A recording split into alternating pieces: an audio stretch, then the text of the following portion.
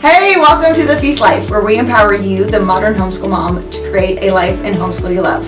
I'm Julie Ross, the creator of the award-winning curriculum A Gentle Feast, a homeschool veteran of over 20 years, and a certified Christian life coach. Charlotte Mason said, life should be all living, not a mere tedious passing of time. So on this show, we seek to savor the feast of life. So go get your favorite beverage and pull up a chair. You're welcome at this table. Hey everyone, welcome to The Feast Life. I'm your host, Julie Ross, and today I'm here with Lyndsey Mimnagh, but most of you probably know her from Treehouse Schoolhouse on Hey Instagram everyone. company. Yay, thanks so much for coming on today. It's a really funny story. I actually ran into Lyndsey, gosh, was that like 4 years ago? I feel like it was a I long don't time know. I ago. had a little baby. I think it was probably 4 years ago. 4 years ago at the Apple Orchard in North Carolina. It was so random. But she is a joy and a treasure chest. And I know you guys are going to love our conversation today. So we're going to be focusing on creating a home-centered life. I love that term, and I feel like it really resonates with kind of the message of what we're promoting here. Can you just give a little bit about your journey, your family, and why you find this kind of concept of a home-centered life so important? Yeah, we live in North Carolina. We just built a house. We live in the forest. My husband and Was I, that your new house behind you? I was it wondering. is, this is I our new love it. That looks schoolroom. fantastic. Okay. Yeah, my husband is a cabinet I, builder, I so I know was all able to the design. cabinets for all the school stuff. If you're not Yes, it's a watching this dream. on YouTube and you're just listening to the podcast, you're going to be drooling because this looks fantastic. Yeah, it's a dream. Yeah. I homeschooled at my dining room table for so many years with just stuff everywhere with hutches and like bins and baskets. And so being able to design what I really wanted for my schoolroom and where in the house I wanted it was a Ooh, big okay, deal. tell us, So, where in the house is it? okay, so when you first walk in the front door, it's to the right and we have a three-sided wraparound porch. So Oh, a door from the schoolroom opens up to the side porch. that's awesome. And my dream is to have a hutch out there that's our nature finds and a little table outside to do school outside right there. And it has some steps downstairs down to the where I want to have a garden. So none of this is developed yet. We literally just moved in a few months ago and we're still under construction because my husband literally he built it. And so we Amazing. just got in as quick as we could. But what I love about where my schoolroom is it's also really close to the kitchen Okay. and the main Awesome. living area, which what Yeah. I learned is schooling is life. And if you try to put a homeschool room way upstairs Yep. somewhere, even if it's a bigger room, you won't go there. Like you won't do school there. You're going to It'll end be a up at the great kitchen place to store table. all your junk, but you And won't do school honestly, there. that is what a homeschool room is mostly for, is like having school stuff organized because we end up Yes. taking our school outside or to the kitchen table. But I like having one big table in the schoolroom because I have four kids. We like to gather around and listen to stories. Or what else is great is just having a spot in the house for messy things. Like Mm, today, all the kids wanted to yeah. break out clay. And I'm like, you don't need to do that at the kitchen island or the kitchen Yes. Right. table. Go in the schoolroom. Or if we Woo! have a big sewing project or a major diorama making fest for 3 days, it's like they can do that in the schoolroom, even if we're not like doing school that week. So anyway, yes, so we just designed our home. My husband is a cabinet builder. He also helps me with my business. And then I own Treehouse Schoolhouse as my full business. And we homeschool four children. And one of our callings is hospitality. So like you will never come into my house without someone else here. There's always someone sleeping here, feasting here, playing here. And so, yeah, having a home-centered life is really important to me just to have. I just feel like everything we do is centered around our home. And so creating a home that is an atmosphere. And that's why I love Charlotte Mason, the atmosphere of learning. I feel like homeschool for us is all of our life.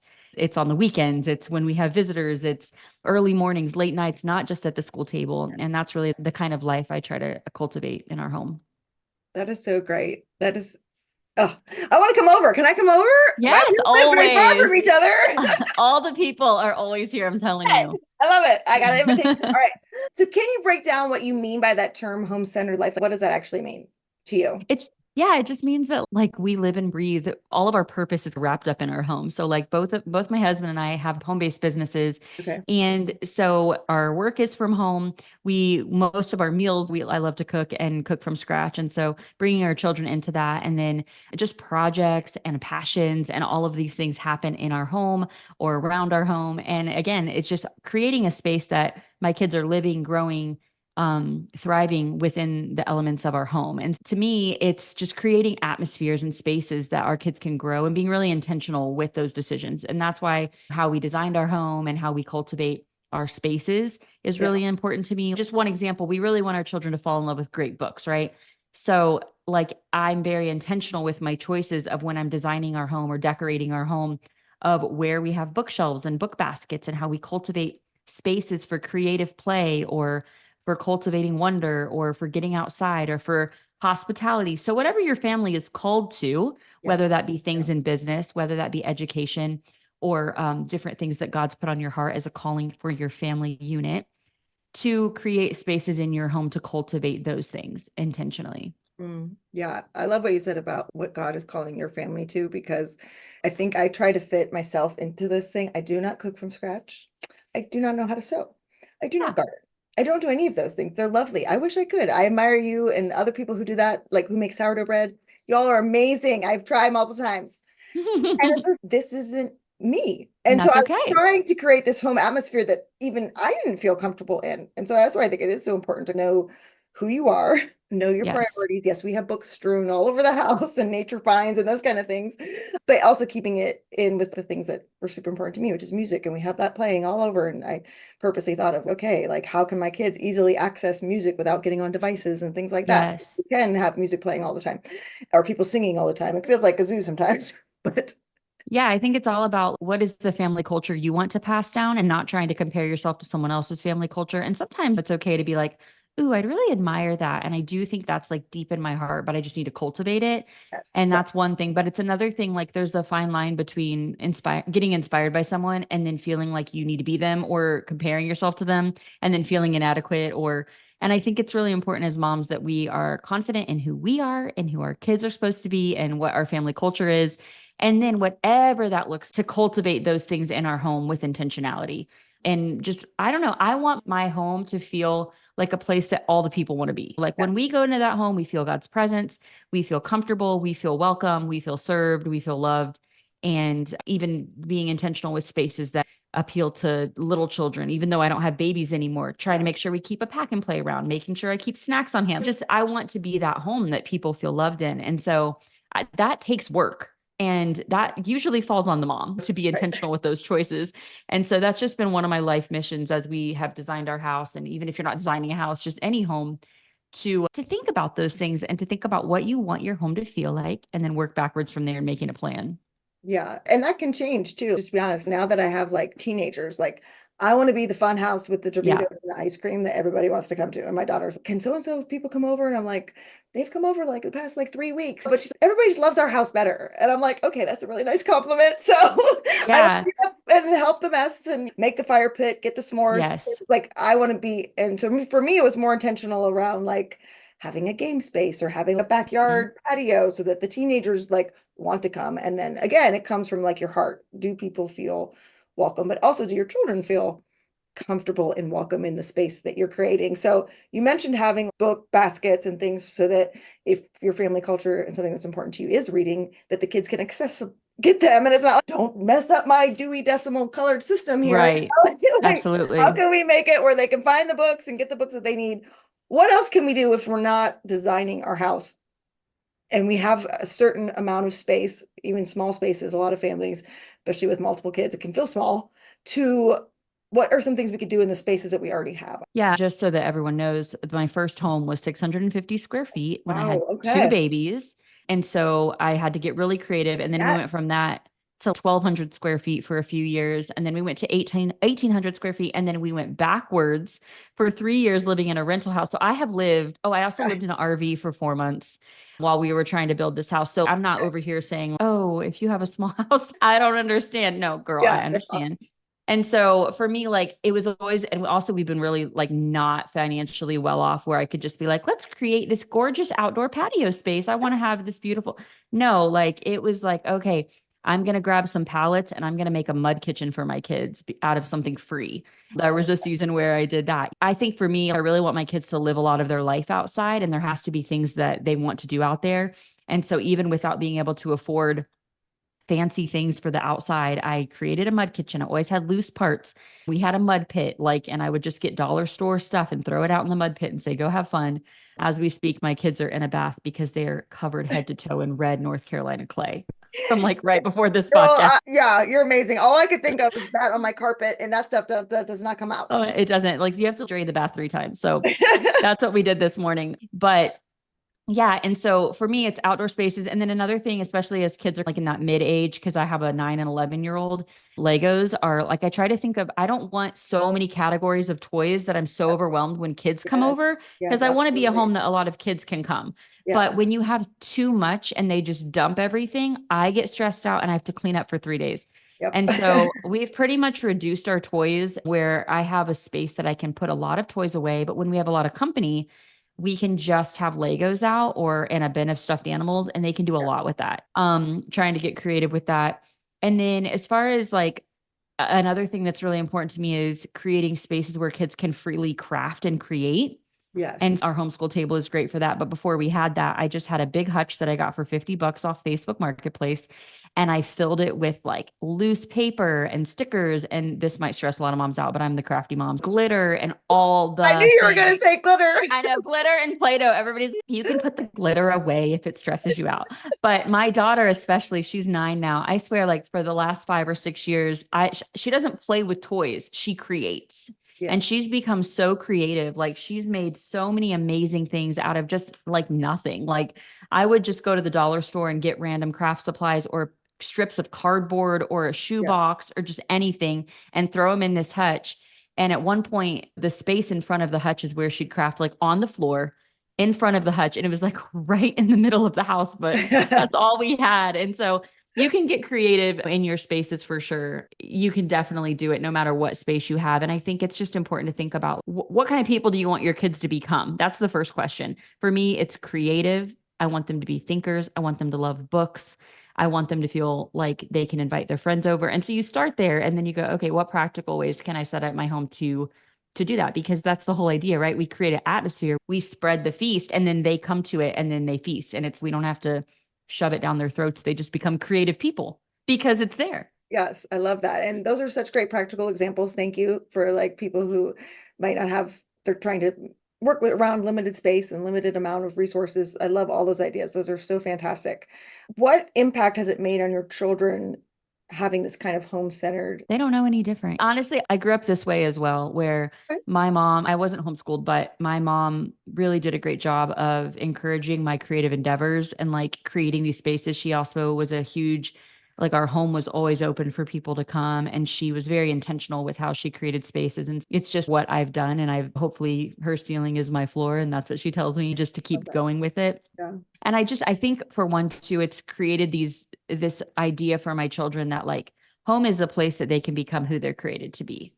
And whether that be, so even if it's not what you might expect or what you might have thought for your child. I have one child who maybe we thought he would be a really outdoors, adventurous child. And he is just the arts child. He would rather be in a corner writing a story or reading a book than playing outside. And that's not what I pictured for my oldest son. But he became that because I gave him all the options. I'm creating this space that you can explore outside and see what makes you tick. I'm creating a space where you can explore innovation and science and technology, and we're giving you access to those things. I'm giving you access to books. And then you give them these opportunities, and then you watch the sparks. You watch and you see which thing makes them come alive, and then you help cultivate that more. And so I think it's a really beautiful gift that we can give our children and ourselves to just create these opportunities in our home where we're the most comfortable, and then encourage our kids to chase those things down. So how do you balance a home-centered life with out of the home activities? We've pretty much been, I think, 4 kids and balancing businesses and being in the trenches. From early on, we were just listen, we can't be running all over God's green earth. So we need to make some boundaries here.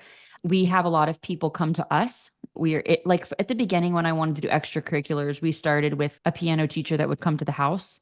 Yep. So that I could still maintain our home-centered life. And I had small babies. I didn't want to be running around all the time. Absolutely. Yep. One of the benefits of being a place that you host things, even though there's a lot of work to that, is that it's still at your home. So just this morning, we actually had a book club and we had friends come over and discuss a book, and we did some crafts, and that's part of why we were outside making monkey traps, and that's why they got muddy. But it was at my home. And so I was able to create that space at our home. Now, I'm not saying we never go anywhere and we don't do anything. The kids are involved in different activities here and there. But for the most part, I just feel like what they need as children is a lot of margin to play, a lot of margin to create, a lot of margin to become. And when they're in a bunch of activities that are scheduled for them, and when especially during the homeschooling year, like I am very guarded over our time in the homeschool year because I want so much time for them to linger in books, to write stories, to play, especially my younger children play narration.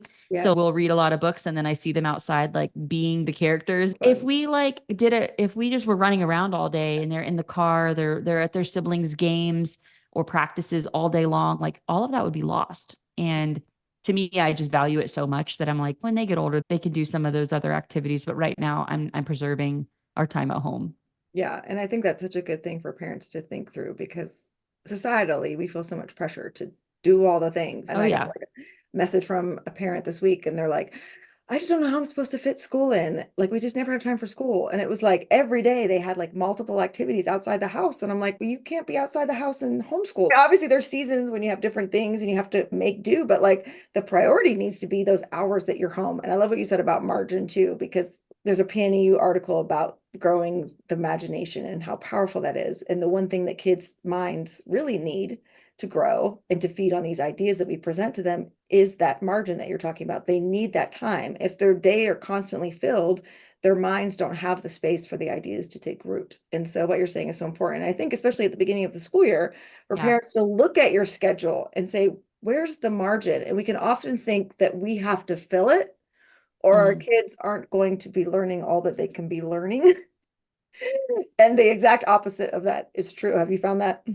Absolutely. I agree. I think like for me, when I'm looking at my days, I'm thinking, okay, we need some structured time where we're doing readings and narrations and we're notebooking and all of this. And then just almost like just the same amount of time afterward, I want dead space so that they can play and create. And what's really happening, like you said, is those ideas that we presented in the morning, the things they read, they're ruminating over those things. They're processing them. And we are all about family style learning in my home. And so it's just so beautiful to see all of the kids like talking about it later. They'll be all like playing Legos, and then they'll start acting out a scene from something we read that morning. And you know what? That is narration. That's where it's rooted in, especially for like my 4 and 6-year-old. Before we're formally doing oral narrations, I love seeing them play them out. And that's where it begins. And that's how it's rooted in their hearts.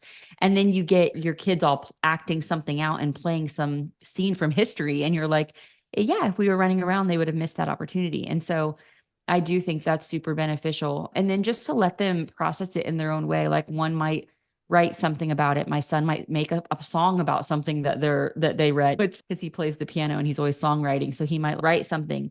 Those are all ways that you can see that these ideas that they're being presented with are being taken with them forever. Yeah, because they make it their own. And their voice and their personhood comes out, and you're respecting that. That's beautiful. So when you're looking at creating a home-centered life, both of us have home-centered businesses.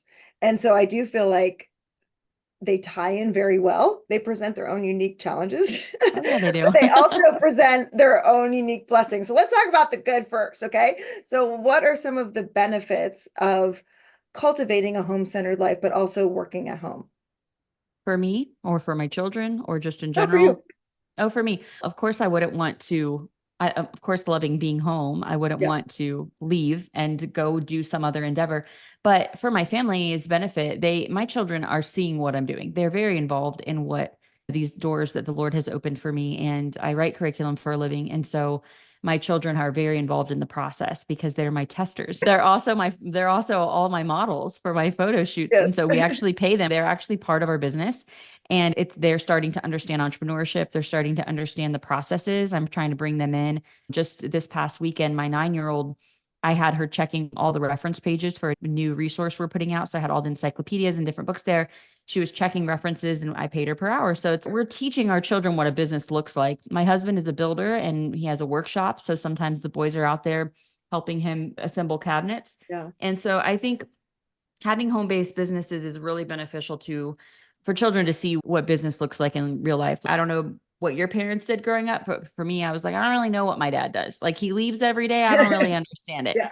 And so like as I got older, I started to understand, and he would bring me in, and I just really loved that, because that's most of their life. They're going to be adults, and they may start a business, they may do whatever, but just to have an experience of what being an entrepreneur looks like, the sacrifices that it takes, the ideas, like when I'm getting a fresh idea and I bring them into it, them seeing that light bulb go off. I think it's important that children see parents with passion for something in life.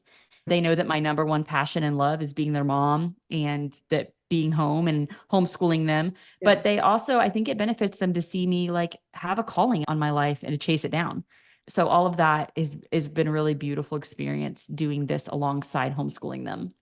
Yeah, I tell everyone, obviously there's the financial benefit, because as a one income homeschool family, it can be very challenging. So having some sort of little side hustle at first, sometimes it might grow into a full-fledged business and you're working full-time and homeschooling full-time. But there were several things I did through the years that were just like, at one point I made hair bows, girl. I mean, it's the South, right? Okay. But that was like the big thing. And I was like, I'm going to make hair bows, and I can do it while we're reading. And then I can go to the little boutiques and sell my hair bow. I've tried, there's been multiple things before Gentle Feast came around, but it was always about what you were saying. I wanted to model for them that you can do whatever. And so I had kids from very young age. They're like, we're going to start a cupcake business, and we're going to go and see if any of the neighbors want to buy cupcakes. And then my two older girls, like when they were in high school, they both started their own photography businesses. And I was like, okay, here's how you make a website. Here's how you do your taxes, stuff like that.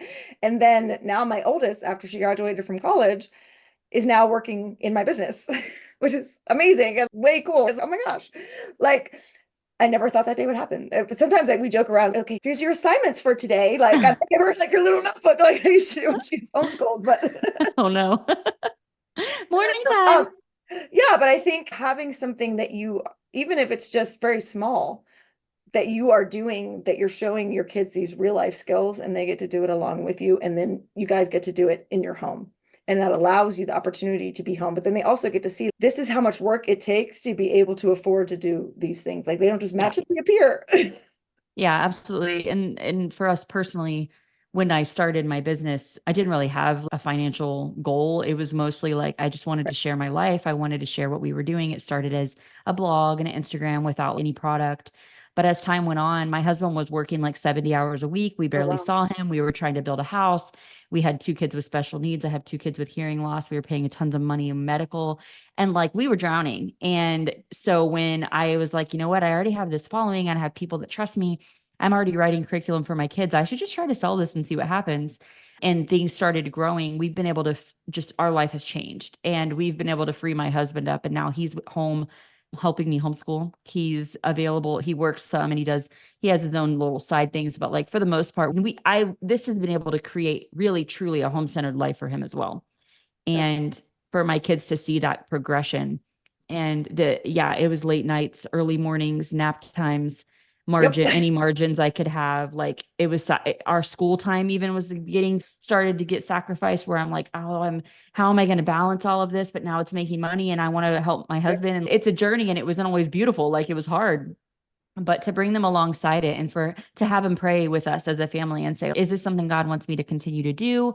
Is this the doors that he's opening? What do you guys think he's saying? All of these things, letting them really in the behind the scenes of the hardship of growing a business from the ground up has been, I think, really beneficial for them.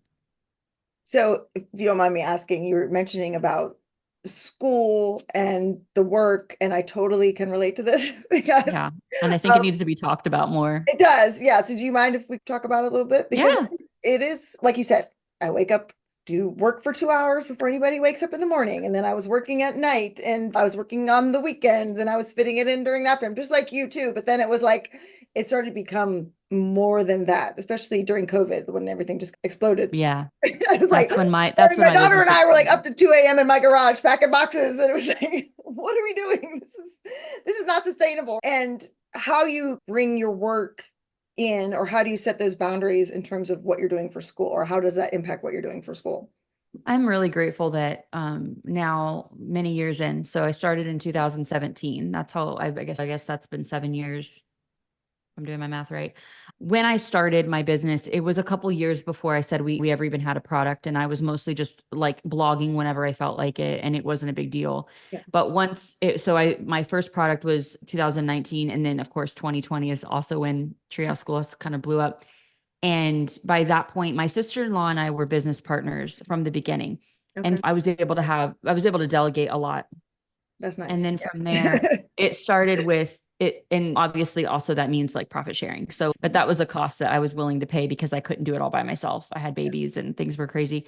But then as time went on, I remember like I had childcare one afternoon a week for 3 hours. That's all we felt like we could afford. And I did so much in 3 hours.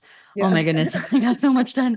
And then my husband was still working 70 hours a week, so he couldn't help me. So it was just like this progression of time where it's been a constant going back to the Lord and saying, teach me. He says he's our counselor. Like that's the Holy Spirit is our counselor. So I'm always like, okay, Lord, what I need to do, the strategy, the plan, I need your wisdom. Show me what to do. What is the time blocking? Is it some sort of, what is the solution? How am I supposed to juggle all of this? And so it's just been like abiding in him over the entire course of this process, because it's always changing too. This year, I'm bringing in another child into formal school and I'm like, oh my gosh, how am I going to do this? But currently I am really happy with where I'm at with my boundaries. Today's episode is brought to you by A Gentle Feast. A Gentle Feast offers a complete living books curriculum, an award-winning early reading program, and more tools to equip you to apply Charlotte Mason's timeless philosophy into your modern homeschool. Go to agentlefeast.com to check it out. Smooth and easy days are closer than you think. And so basically we have a full team now. So I have a social media manager. That was my number one like draw, was like the social media stuff, because we have a huge platform on Instagram and I share a lot of things over there and I get a lot of messages, like hundreds and hundreds of messages.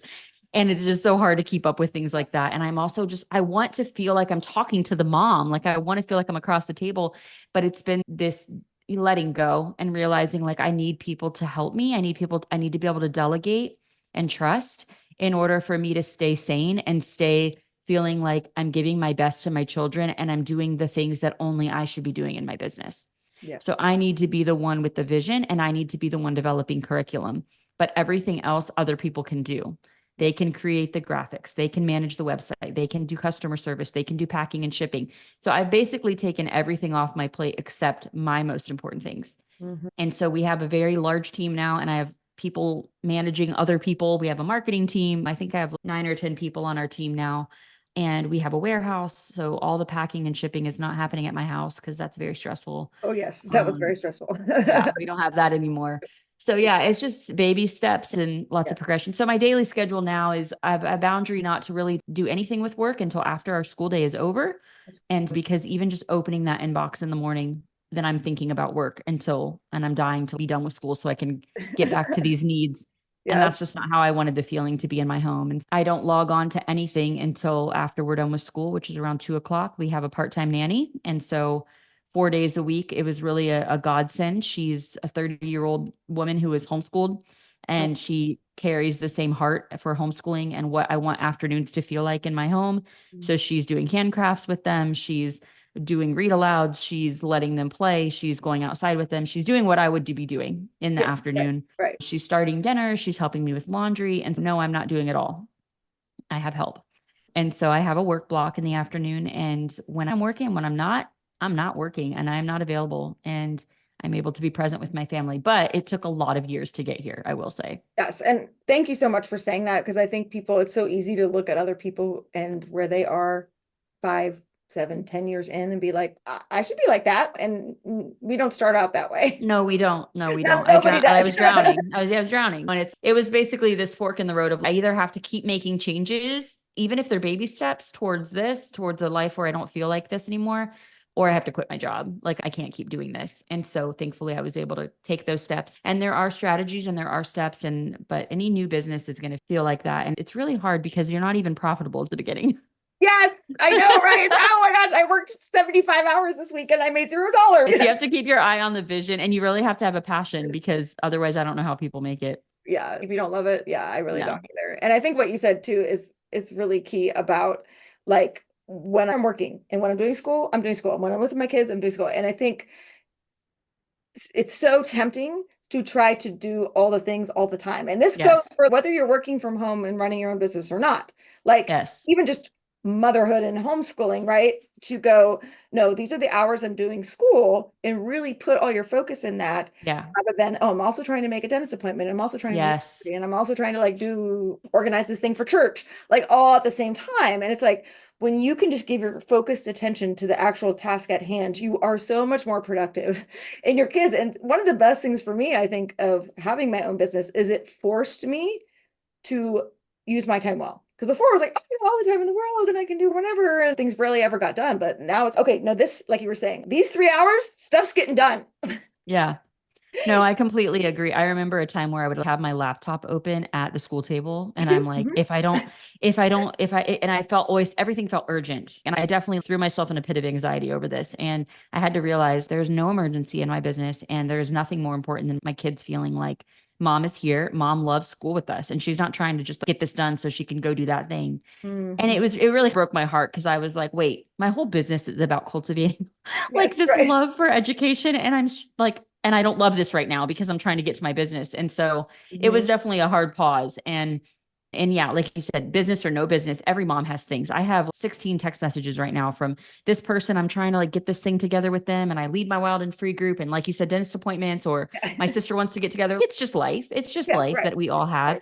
But like I try to see home education as my career. That is my first career. I am a homeschool mom, and that is my first career. So from the hours of 9 until 1 o'clock, that is my role, and my phone is away. Now I do take pictures, but I have a hard boundary to not do anything with any posting or any responding or anything during our school hours, because my business is so much showing our school. That is, since I am using our curriculum that we're writing and everybody loves to see behind the scenes, I've had to make some strong boundaries there and have my social media manager step in and do things for me while I'm in those school hours. So yeah, every situation is unique, but I do think the takeaway here is when you're with your kids, that's what you're doing. And I feel like it's watered down if I try to accomplish more than one thing at once. It's if I can time block and give all of my attention to that, not only am I going to be more effective, but I feel like our brains weren't created to do 16 things at a time. Like it's like a computer when all the tabs are open and everything's running slow. That's how I feel. I can't think straight. And so when I just focus on my kids, it's not just that we get more done, it's that I love homeschooling more. Like when I'm really like slowing down and reading the book and getting engaged, and I'm not thinking of something else while I'm reading aloud, I'm like, all of a sudden, this is the best thing this is my high of the day. And I end up thinking like, this is my favorite part, is just like engaging with them. This is why I do what I do. This is why I tell other people to homeschool. Oh yeah, I forgot. It's actually really amazing when I give myself to it. And that definitely goes for any person. And just being able to be fully present. Studies have shown that makes us more happy when we are able to just find joy in those little moments of what we're doing all day long and not be thinking about our to-do list. And that's what's nice about, I do time blocking too. Because ideas keep coming into your head, because it's like, it's like, whether it's work or it's, oh my gosh, I forgot to call the doctor, like whatever it is, but like knowing, okay, I have my call time, because I do all my calls in one big block because I hate making phone calls, or all my errands in one block, or like all my podcasts, because then I got to put makeup on and look halfway decent. So I'm going to do all those in 1 week. And then the rest of the month, I can just wear pajamas. To go looking at your schedule and thinking through, okay, what tasks do I regularly do on a regular basis that I can put together, and being like, I'm going to do those during this certain amount of time, and just allow yourself, when the idea comes, put on a Post-it note, put it in your phone or whatever, to go do that thing during that block of time, and not always feel like you're running around like playing whack-a-mole all day long with all the things you're trying to do at one time. It will make your life so much easier. And it allows you to have that home-centered life, because you're not always feeling because you can be home. You can be actually physically present at the dining room table with your children, but your mind is elsewhere, and they can feel that. Absolutely. Yeah. Actually, I feel like the phone is too tempting for me. And so after I said that, I was like, no phone. Yeah. Like even like during the school day, like I keep a little Post-it on my planner, and it's just order that thing from Walmart, or like even Amazon. Oh, it's so tempting to be like, oh, we're almost out of erasers. Oh, do. Next thing, I'm down a whole pit of stuff. And I'm like, wait, what happened? What is everybody doing? Where are all the kids?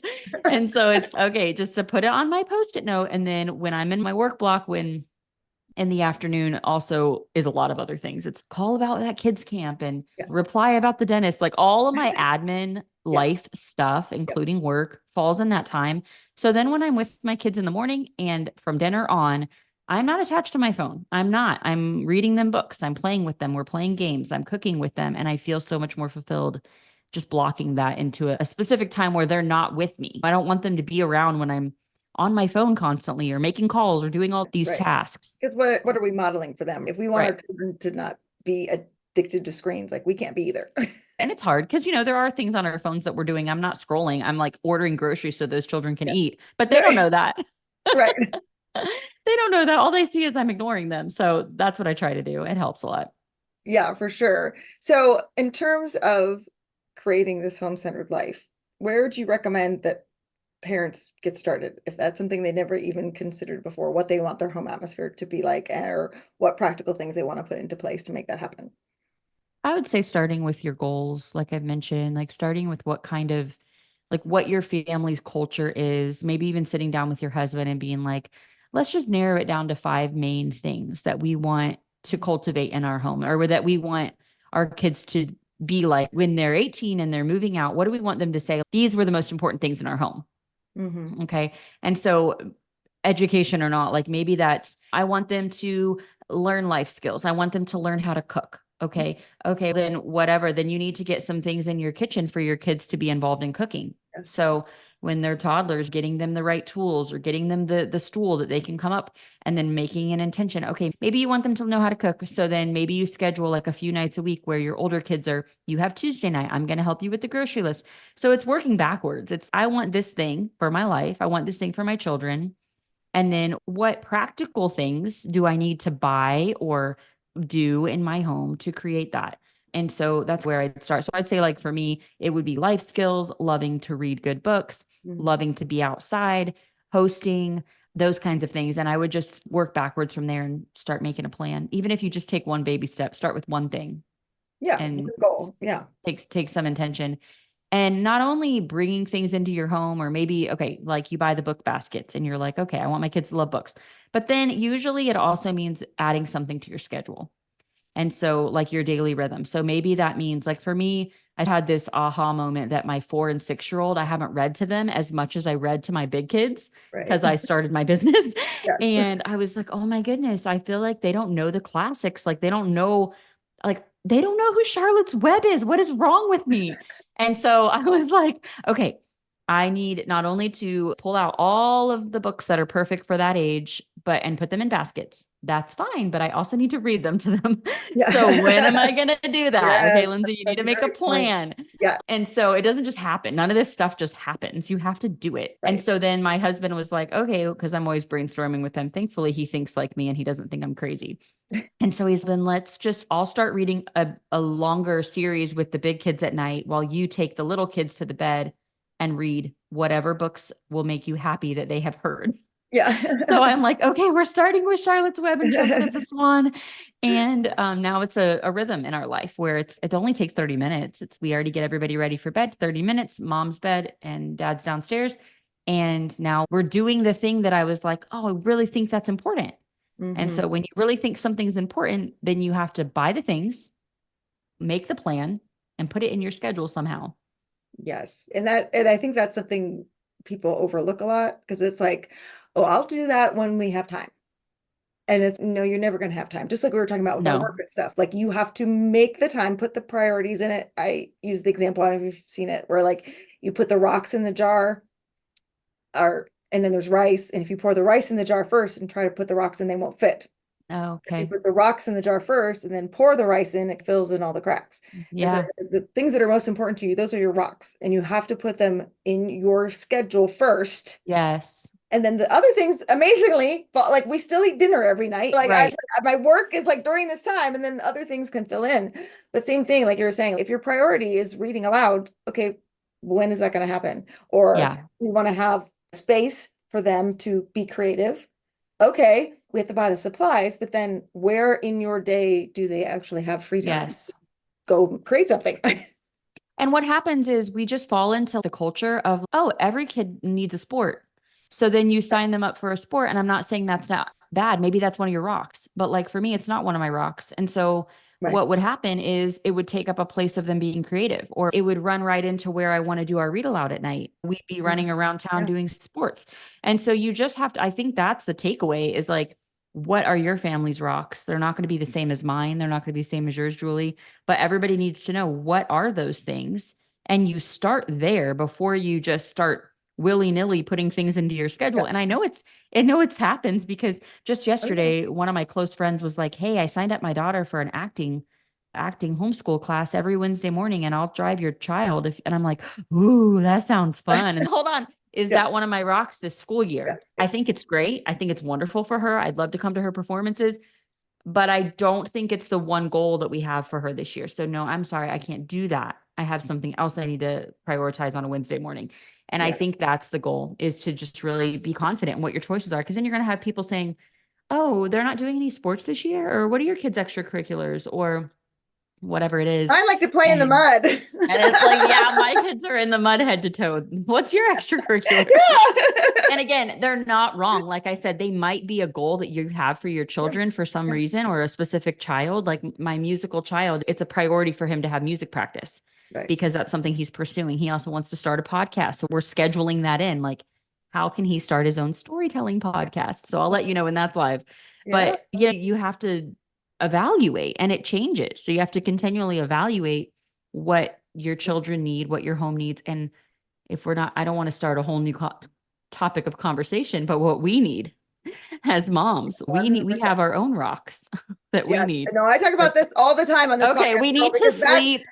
Talking of rocks, I will stand on my soapbox for that one for years. Okay, good. Where are you putting you in your daily schedule? Because that needs to be a rock. And if there's no time for you anywhere in the whole week, we got a big problem. Yeah, because the whole thing is going down. But when do you find time for yourself? How do you? That was part of why I stopped doing anything for business in the morning. Now I will say one morning a week, I wake up really early and I have a writing chunk. That's what I was going to say. That's the best time for writing. That's what I do. Because I'm creative. That's my creative work. Yeah. So one morning a week, I'll do that. And of course, in a pinch, when I have a deadline I'm not hitting, I'll have to change this around because entrepreneurs like this is life. Yeah. But for the most part, I get up and I have breakfast in quiet and I read my Bible and I do my devotions or I read a book. And at 7:00, I'm out the door and I do a 3-mile walk and I'm praying and I'm talking to my friend on the phone. I'm listening to a podcast, whatever. My husband handles all the morning breakfast and all the stuff because I just need that time before my day gets crazy. Awesome. And then it's really important to me, my friendships. I have close friendships that I cultivate. So multiple times a week, I'm talking to friends. We love the app Marco Polo. Yeah. I'm always talking to my very best friend every day. We keep in touch and just help each other process through all of life. Close with my sister, prioritize coffee dates with her very often. She lives pretty close. And then of course, date nights. So trying to make sure our marriage is healthy. So these are all things that are really important. And nourishing my body. I've learned, especially as I'm nearing 40, that I have to take care of my health. I have to be on top of my supplements and on top of my nourishment and make sure I'm eating often and eating enough protein and all those things, because I need to have brain clarity for all this stuff that I do. I have to be able to think when I'm trying to write curriculum and homeschool my children. And so those are just some ways that I'm like, listen, this is a very big rock at the bottom of this jar, or everything else is going down. Yeah. The jar will go like this and break. Absolutely. And if that even means, hey, we need to take the day off school because mommy's just not doing well and I need to go take a walk, I need to get in nature or whatever, you have to prioritize yourself or you just can't. It's not sustainable. It's not sustainable just to homeschool. And then on top of that, if you have a side hustle or ministry, it's not sustainable to not care for yourself and do those things. No, I'm so glad you brought that up because that's a huge passion of mine. And I was at the point where I was almost just completely burnout and wanted to throw in the towel on everything because I literally could not function because I had just continually put myself last and last. And I thought I was doing a good thing. I thought I was doing the right thing. Oh, I'm sacrificing for everybody else and I'm serving everybody else. And I was like, there won't be anybody to serve anybody else because I can't keep doing this. And so it was like the bottom of the pit. Okay, now something's got to change around here. And it's been, and I want to set a model for my children of being a mom. Doesn't mean you're burnt out and tired all the time. You can have your passion and you can be excited and you can be healthy and you can do all these things and be a mom too. And so I'm like, that was a really big motivation for me of what example am I setting for them? and making my priorities, like you're saying, around that. And I think one of the things you said too about for your business of thinking through what are the things that I need to be doing Yeah. and that only I can do, and what else can I get off my plate? And I think just as moms and general, and then also as homeschool moms, like what are the things that you really love that you're really good at? Whether it's housekeeping things that you love, like cooking, for you, for me, that's not it. So it's okay. I gotta find one of those meal services to Yeah. get the kids, because that made my life a million times easier. Or grocery shopping, where they bring it to my house. But for other people, that's, oh no, I really love that. For me, I'm like, no, get that off my plate. But then Yeah. even too, like with homeschooling, it's okay. I don't want somebody else necessarily reading Charlotte's Web to them. This is the priority. Right. This is the my thing. thing. Somebody else can help with some math, or we could get some Yes. online stuff for this, or do our nature studies with our group or whatever. Yes. Seeing through what you can take off your plate, just as general as a mom, I think is so key too for your mental health. Yeah. And being honest with yourself, because I wanted all of it. Like, I was like, I felt it was pride though. I was like, oh, if someone else cooks my dinner, am I even a woman? Yes. Right. And then I was like, I'm drowning. I need to be able to delegate something. And if I need to work from the hours of 2 to 5, okay, someone else can start dinner and that's okay. My kids don't. And I think also thinking about my kids, like if I delegated homeschooling, I would be sad at the end of the day because it's my passion. Right. I'm not going to delegate my homeschooling. I'm not going to put my kids in school so I can run my business about homeschooling. That's a hard line. But someone else doing my laundry or cleaning my house, like that's fine. My kids don't care who cleans the house. Like Yep. it doesn't matter. For example, on Fridays, I take my kids, I lead a wild and free group. I'm taking my kids out in the woods every Friday. We're hiking and I have someone cleaning my house because I could either do Yes. that Yes. or I could send my kids somewhere on Fridays so I could clean because all week long I'm schooling and working. Yes. And so I think that's important, and not to feel like you can't delegate, especially if you have a business. And I would rather pay for someone to do these things and me continue to focus on the things that I want to do. I would much rather write curriculum than mop my floor. Thank you. Me too. It's really a lot That more was fun. like my top priority. How much does it cost to have somebody come over once a month and mop my floor? That's literally where I started. And to be honest, I don't know if I ever shared this, but I cleaned houses for a while to So bring did I. in money at one point. And it was, So did I. no way, really? Yes, I did. This is too funny. But it was a blessing to my family for me to get paid to clean other people's houses. And so oftentimes when we try to do everything ourselves, we're robbing other people the blessing that it could give their family to do something or help us, or you don't necessarily even have to pay people. You can do exchanges and you can do other things. Yeah.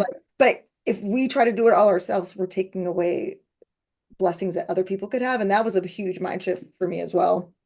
Yeah, absolutely. And I remember the day my husband looked out the window and was like, I feel so bad that guy's like mowing our lawn and I could be out there mowing the lawn. I'm like, but you're in here playing chess with our son and that's worth it. And now that man gets to go have money and bring it home to his family. Like it's a mind shift. It's a perspective shift. And that's why it's so important to know what your values, priorities really are, because it might be mowing the grass. It might be. Love mowing the grass. I'm going to tell you, he mowed the grass for 10 years. Like that's part of life.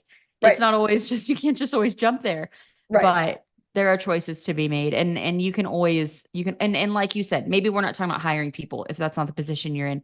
For me, at first it was math, just like you mentioned. I was like, what is the best online math so that I can take that off of my schooling plate so that I can focus more on reading and literature and creating with them. So it's those things too. Yeah. Thank you so much this has been such a one. I knew it would be because I just love you. I knew this would be such a delightful conversation. How can people find more about you and Treehouse Schoolhouse and creating this kind of home-centered life? You can hop on over to treehouseschoolhouse.com where I have a blog and we also have our shop there. You can also find me on Instagram at treehouse_schoolhouse. And if you find something that you love on my website, you can use the code FEASTLIFE15 for 15% off. That is so generous of you. Thank you so much. I know a lot of my General Feast customers love your nature studies. Awesome. Thank you, Julie. So they'll be excited about that. So yes, thank you so much for joining. This was a wonderful conversation. I hope you enjoyed my interview with Lyndsey from Treehouse Schoolhouse. Let's just recap some of the key takeaways from our conversation. Number 1, define your family's values. Start with identifying the core values and goals for your family and design your home and routines to reflect those priorities. Number 2, maximize your space creatively. Use small spaces effectively by incorporating versatile and multi-purpose areas for learning and creative activities. Number 3, set boundaries and delegate. Establish clear boundaries for work, homeschooling, and family time. Delegate tasks where possible to focus on what truly matters. Number 4, prioritize margin in play. Ensure your schedule includes ample, unstructured time for children to play, explore, and process their learning. And last but not least, remember, self-care is essential. Make self-care a non-negotiable part of your routine. Taking care of yourself ensures you can sustain and enjoy your home-centered life. Make sure to check out the show notes for a link to Treehouse Schoolhouse and use code FEASTLIFE15 for 15% off their website through the end of the year. Thanks for listening. Hey, thanks for watching. If you liked this episode, please heart it down below and make sure you subscribe so you never miss an episode. Leave a comment and let me know what you learned in today's episode. I'd love to hear from you.